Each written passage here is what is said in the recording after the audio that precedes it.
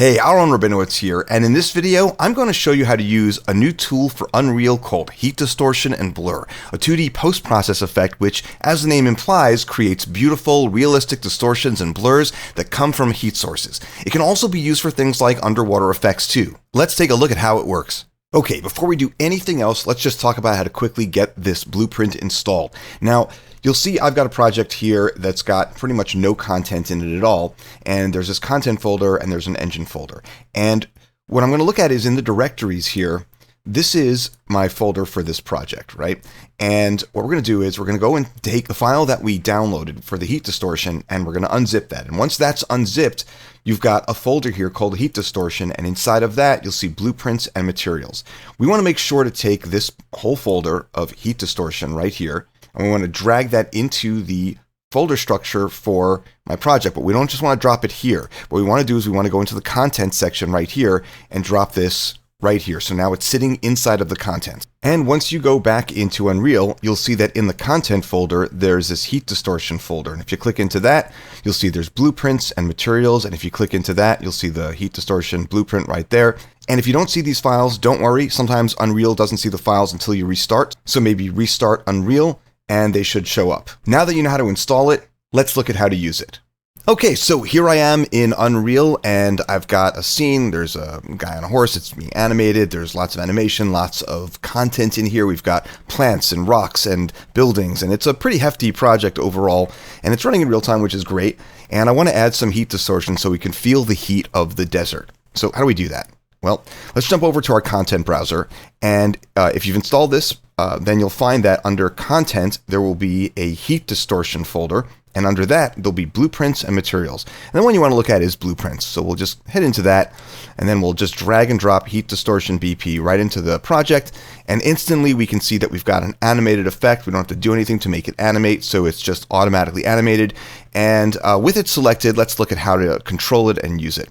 So I've got it selected there. I'm just going to move this up, and you can see that there's different components. Let's just make sure we grab hold of Heat Distortion BP self at the top. And then if we come down here, we can see the different controls that we've got. And there's controls for speed, heat distortion, and heat blur. Some of these are pretty obvious, like speed we can understand. Let me just bring up the intensity, and I'm going to lower the blur intensity so that we're just looking at the distortion. That'll make it easier to see, right? So if I bring up the distortion intensity and I bring up the speed, right, we're seeing this kind of moving through. I'm actually going to raise the distortion noise scale, which actually lowers the size of the fractals that are being used to generate this effect. Fractals kind of work the opposite in a lot of software, so just raising the scale or the frequency actually lowers the scale or frequency, but we'll talk about that in a moment. So you can see that now we've got this, and if it's kind of moving through, and if we have it kind of rolling up right now at a speed of 5, if I go in the opposite direction, you can see that it's kind of rolling down. Let me lower the intensity a little bit so that we can sort of feel it. You can feel that that's definitely coming down. And if I were to set that to 0 and we go with the X, speed X runs the noise in one direction, right? And speed X -5 would run it in the opposite direction, so you can see it moving off to the right now. And that's kind of how speed works. Now let's look at the distortion itself. So we've got this heat distortion, we've got it turned on. I'm going to reset these things so we can start from scratch. And we can see that we've got distortion intensity, which raises the intensity of the effect. So there's this fractal that's being used to generate this nice distortion, and it's how strong is that effect going to be. And then we can lower or raise the scale. If I bring the scale number up, we're actually making smaller bits of noise. And you can see that the noise has gotten smaller, little smaller areas of this noise. And if I raise the frequency up, we're actually lowering how often there is noise. So it's like almost like little tiny bits of it now instead of big bits of it before. So if we go again, so we bring our frequency back down to 0, the whole thing is being affected. But as we raise the frequency, we're actually lowering the amount of areas that are being distorted. It's not an intensity issue because I can bring the intensity out really high, and some of those areas are going to be really affected. But as a whole, there are less little pieces of noise. Let me again reset this stuff and bring up the intensity here. And we also have this distortion minimum and distortion maximum. Now, if I were just to set the maximum down to 0.5, we could also just play with the distortion intensity and set that to half the amount.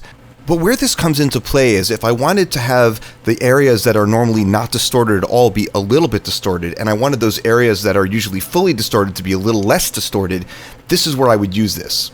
So with this setting of 0.2 for the minimum and 0.5 for the maximum, the image is always a little distorted, but never fully distorted. And if we just bring this back up, then we've got a 0.2 as it's never undistorted, but it's always fully distorted. So this gives us some control over how much that distortion affects the image. This kind of idea of minimum and maximum is going to be really helpful when we look at the blur, which we're going to do now. So let me just reset this. And we'll take a look over at blur. In fact, I'm going to raise the blur intensity all the way up for a moment. And then I'm going to look down at the bottom here where we have blur samples. I'm going to actually set this down to the lowest it can go on the slider, which is 6. And I'm even going to take it lower. Why don't we say 3? And this is where we can really see what's happening. So the blur is blending together different iterations of this frame. It's taking the frame and it's multiplying it and it's blurring those things together to create a nice smooth blur. But with less blur samples, we get less smooth noise, right? So if we crank this up to, let's say, to 10, we're getting a lot smoother of the noise. But if you look close, you can see there's definitely some artifacts and things like that. So if you're getting those, you can raise this up as high as 20.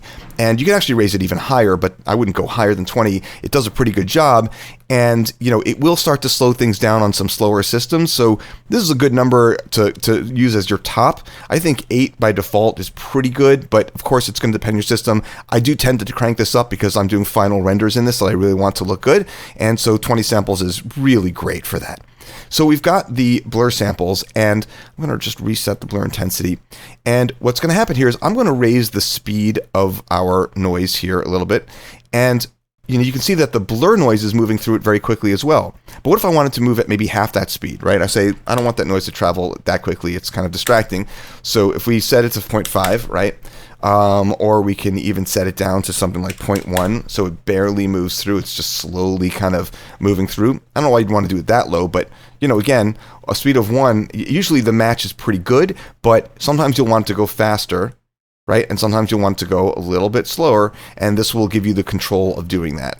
We also have, obviously, blur intensity we've seen. And from here, we can also look at things like the blur noise scale. Again, if I make the number higher, we actually get a smaller size noise. And if I raise the blur noise frequency, we can see that that noise is being eroded until there's very small pieces of noise only, little teeny specks of noise that are going through it. And of course, like we talked about before, we have the blur minimum and the blur maximum. So the blur minimum, I can set this to something, let's say I set it to 0.2. Like the image is never not going to be blurred. There's always going to be some amount of blurriness. The lowest areas of blur, instead of being 0 now, are going to be set to 0.2, or maybe we can even go with 0.1. And the blur maximum, we can set to something like 0.7, and it never fully blurs, right? So this is really just a way of getting a fine tune on that noise if you want it. So it's really that easy to use, but I do want to talk about a few things like how to animate some of the properties of this and a few of the things you might need to work around because of how Unreal works. So here I am where we've got a scene with a camera moving away from a heat source, and what I would love is that as we transition from this very, very hot interior to this only mildly very hot exterior, that the distortion and the blur kind of chill out a little bit, right? So to do that, what I'm not going to do is grab hold of this blueprint right here and drag it in. That's not going to give us what we need. What we have to do is select this track button, and we're going to go to Material Parameter Collection, and we're going to grab hold of this Heat Distortion Material Parameter Collection, and it's going to add in a track for this heat distortion right here. And nothing's going to happen initially. Let me move this back in time to just when we're right inside here. And if I click on this parameter, I can see that I've got a list of all the parameters that are available in the effect. They're in alphabetical order in this case. And what I'm going to do is I'm going to go for my blur intensity. And you'll notice that as soon as we added that keyframe, we twirl this down and we can see that our blur intensity is now set to the default 2 instead of the 7 that is right here in the effect. What's happening is that this is overriding what's over here. So what we have to do is we have to set this intensity back to 7, and then we're going to click on this again, and we're going to add in our distortion intensity. And again, that's going to drop down as well, and you can see that the distortion intensity in effect is set to 10, and here it's set to the default 5. Let's just also set that back to that. And now as we move a little further down in time to the outside, we can set these numbers down to 2, a blur intensity of 2, and maybe a distortion intensity of 5. And we've got something that looks right. So if we play it back now, we're going from very blurry and hot inside and then to less distorted on the outside. Now, because of the way Unreal works between how it renders in real time versus the quality of rendering when it actually renders, and there's a difference, you're going to see a difference between what you see here right now playing in real time and what happens when you render. The good news is your render quality is actually going to be a lot better. And also, the bad news is that it's going to be a little bit reduced in the effect. So basically, I have found that when I render out, while the blurs and the distortions are there, they become much better in quality, but also more subtle. And so you may need to dial it up. Let's take a look at what this looks like. This is what we're seeing here right now. And if I were to render this out, let's go over to my render sequence here and go into the movie render queue. And I'm just going to hit render local. And let's bring this over here and look at it. I can already see that that blur, for example, is just vastly reduced. And if I take a look at the actual render here, I can see that that blur is barely showing up now. So what I need to do is come back in here, and either whether you have it set up here in your sequencer, or if you're just using it without the sequencer and you're just kind of rendering, I'm just going to dial it up here. So my blur intensity right now is set to 10. I might set that up to 20 or even more. I might even go for 25 and see how that looks. And if I hit render now, so let's just go back to the render queue, and I'll hit render now. I can definitely see there's more blur in there. And once that's done rendering, hang on, let's get that up here, right? Once I do that, double click on this, and yeah, now I've got my blur in there in a way that I couldn't see before. Something that I wanted to mention, just a little bit of a warning, is I accidentally discovered when I made a scene that looked like this with this crazy high detail, repetitive texture, and it was very contrasty, I noticed that I was getting these weird shimmering things appearing. And they don't quite appear in a render. Render really clears that up.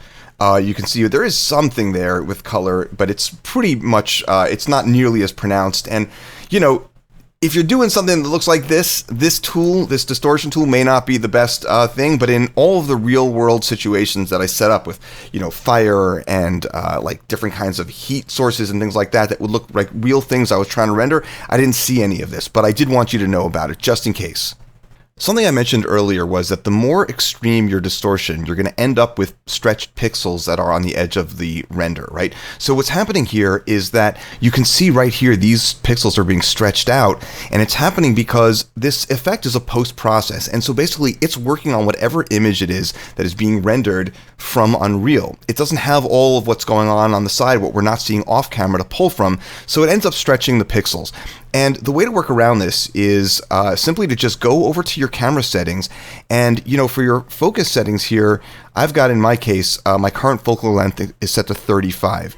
And what I would suggest you do is set it to something a little lower, like maybe 32 or even 30, and then render much bigger, like render with, you know, like instead of 1920 by 1080, just go with something that's like 1.3 times the size of that on 1920 and 1080. And so basically what you'll end up with is a render that's bigger, that in your video editor you can crop out this stuff without losing any image quality. Anyway, I designed this tool and I worked with a developer to make it happen because I couldn't get this effect with any of the tools that I found.